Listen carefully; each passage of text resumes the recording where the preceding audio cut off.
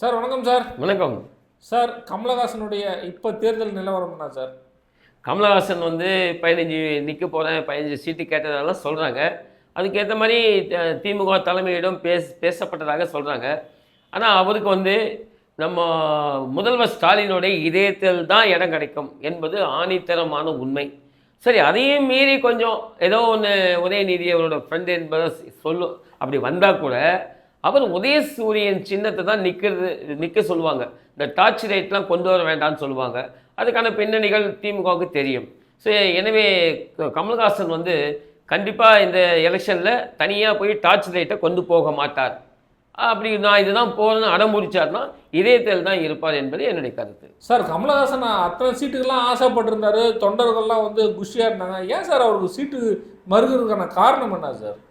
அவர் கூட்டணியில் இருக்கிற ஆளுங்கள்லாம் பாருங்க, திருமாவளம் எவ்வளோ நாளாக அவங்க கூட பயணப்படுறாங்க. சிபிஎம், சிபிஐ, எத்தனையோ அந்த இஸ்லாமிய கட்சிகள், அப்புறம் நிறைய பேர் அவங்க கூட்டணியில் நேற்று வந்தவங்கல்ல. இவர் தான் போன ஸ்டாப்பில் வண்டி நிற்கும் போது ஏறின ஒரு திமுகவில்.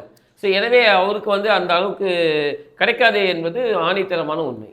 சார் அது ஏதோ பணம் வாங்கிட்டார் அப்படின்னு சொல்லிட்டு ஸ்னேகன் வருத்தப்பட்டுலாம் பேசியிருந்தார். எங்கள் தலைவர் அது மாதிரி ஆள்லாம் இல்லை அப்படின்னு சொல்லிட்டு சொல்கிறாரு. எப்படி சார் அது பார்க்குறீங்க? யாராவது ஒரு தலைவர் போய் பொட்டி வாங்கும்போது ஸ்னேகன் மாதிரி ஒரு பக்கத்தில் உள்ள ஆளை வச்சா வாங்குவாங்க. ஸோ இதெல்லாம் ஓவராக பில்டப் பண்ணுறாங்க. ஸ்னேகன் கவிதைக்கு பொய் அழகு அப்படின்ற மாதிரி தான் நம்ம எடுத்துக்கொள்ள வேண்டும். மற்றபடி அதில் உண்மை அவர் சொல்கிறதை யாரும் ஏற்றுக்கொள்ள மாட்டார்கள் என்பது எல்லாருக்குமே தெரியும்.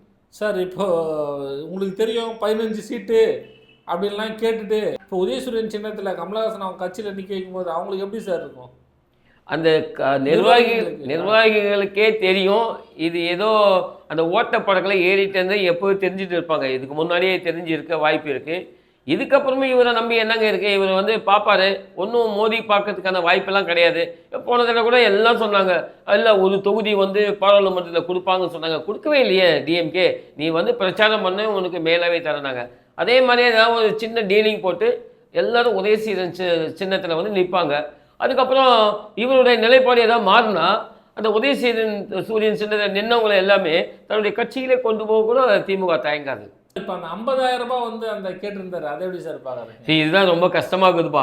இவர் போய் எல்லாருக்கும் நோட்டீஸ் அடிக்கிற மாதிரி 50,000 வாங்கிட்டு போனா பாவம் 50,000 கொடுத்தனுடைய நிலைமை என்னாவும் மிஸ்டர் கமல்.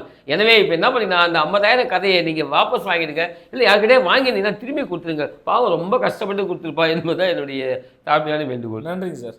நன்றி.